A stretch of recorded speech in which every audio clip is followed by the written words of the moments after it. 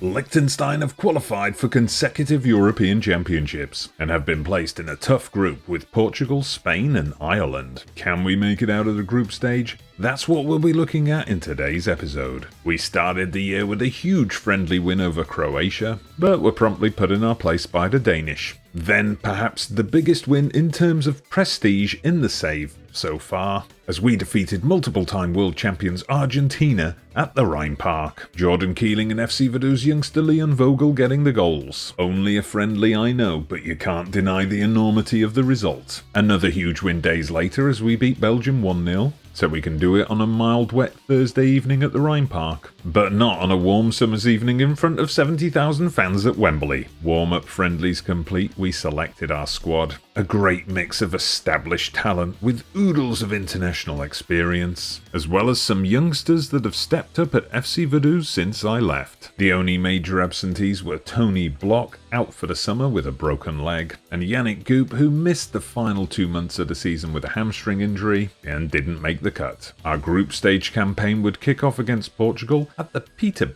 Beardsley Arena. Now, I thought to myself, that's no doubt a new stadium for Newcastle United, but then I took a closer look, and it's actually in Brighton. If anyone can explain that link to me, let me know in the comments. I checked and he hasn't managed Brighton at all in this save, and he's long since retired, doesn't show up in the game search anymore. Anyway, back to our game with Portugal, whom we famously drew with in our previous Euros appearance, and we would take the lead here as Fabio Burmester broke the deadlock after a dull first half with some fancy footwork. We then had a great chance to go 2 up early in the second half as Jordan Keeling broke through the Portuguese backline but missed, and from there on we would be under immense pressure, barely getting a sniff of the ball and at times barely clinging on. We managed to hold on until the 90th minute when Portugal finally equalised. So another 1-1 draw and a lucky point if we are honest. But with Ireland stunning Spain in the other game, this group was bust wide open, and we would face the Irish next, another side we had played in the previous Euros. There would be no narrow defeat this time as Pascal Olner opened the scoring, then a trip on young midfielder Alfanga after an incisive run into the box allowed Fabio Burmester to score twice in 2 games. Alfanga and Olner were involved again before half-time as Fabian Schreck stunned the crowd at the Leeds Community Stadium, and the Irish second half comeback never came as Schreck made it 4. Not done yet, Alfanga grabbed the goal his play deserved for 5-0, and Patrick Siebert put the cherry on top of a seismic evening in Euros history with this late strike. I am literally pinching myself right now.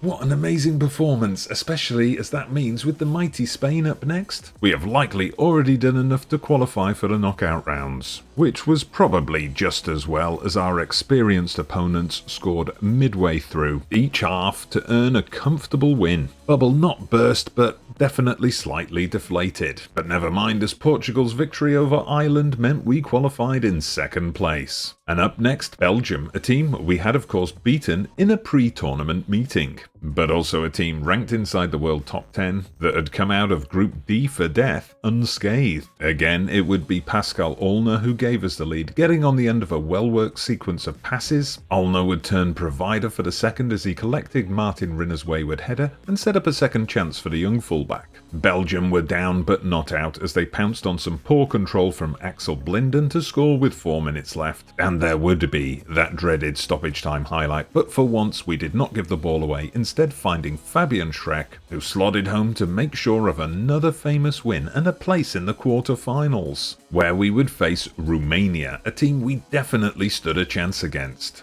Does a semi-final against hosts England or Italy beckon? Only one way to find out. We started brightly enough, putting the Romanians under pressure, but not quite getting the final ball right, and leaving ourselves open to the counter-attack, which was exactly how we fell behind. A few moments later, and a lucky escape as Blinden deflected a shot onto the post and was then able to clear. Romania frustrated us in the second half, and this 87th minute free kick from Wolf was as close as we got. Until stoppage time when Hartmann headed just over. There was one last highlight to come, And it turned out to be one last chance for us as Vaduz youngster Vogel stole the ball and ran down the right, pulling it back to corner, who set up Alfanger to grab an equaliser right at the death. Into extra time then, and another Vaduz youngster Ebert got into a great position, but neither he nor Olner could apply the finish, leaving us once again exposed to a counter-attack as Romania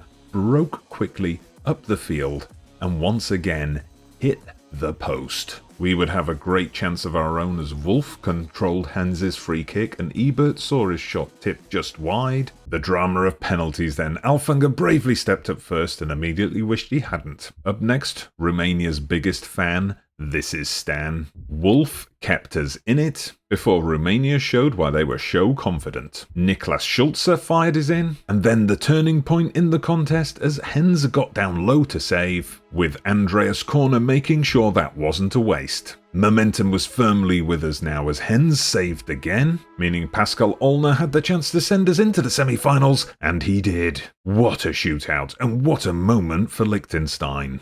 I mean, phew, that was some high drama there. From here on out, anything is a bonus, and that's the attitude we have to take as next up we face the hosts, England, completing a journey from the Peter Beardsley Arena in Brighton to St James's Park in Newcastle. England were on top from the start and almost took the lead on 7 minutes, but then up popped someone who's been quiet so far this tournament, Lorenz Krauss. The hosts and home crowd were stunned and we took advantage with a quick free kick from Wolf scored by Franzke. A fantastic save from Henze in stoppage time kept our lead and clean sheet intact, but we could not keep it going for long in the second half as Schlosser gave away a penalty, Trafford clearly milking it for all it was worth, and Wolves striker Harry Cooper pulling one back. The equaliser seemed inevitable at this point and came as England exploited the right flank, played some neat touches in the box, eventually Appleyard upsetting the cart. Obviously spotting a weakness in our game, Myers got far too much space on the right, but Hens turned the ball wide, and we had a narrow escape with 10 minutes to go as Spickett fired wide when he really should have scored. Extra time again then, and another brilliant save here from Hens after a clever free kick routine from England. With no further chances coming, it was penalties again,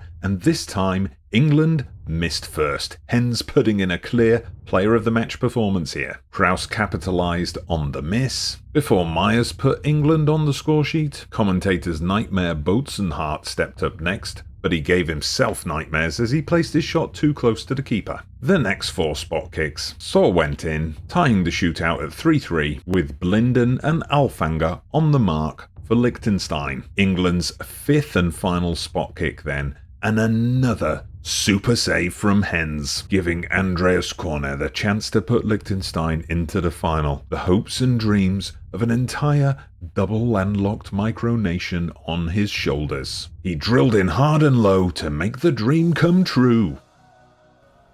Semi-final penalty heartache for England for the I don't know how many times already, but an absolute miracle for us. Now who stands in our way? A somewhat unexpected opponent, as Bonnie Scotland made it out of the group stage and all the way through the other side of the draw, to set up a once-in-a-lifetime clash at the London Stadium. Why not Wembley? Who knows? But anyway, this is major. This is our first international final, so we are going to do this as a live stream coming up soon, right here on the YouTube channel. Keep an eye on my community page for details of when and where.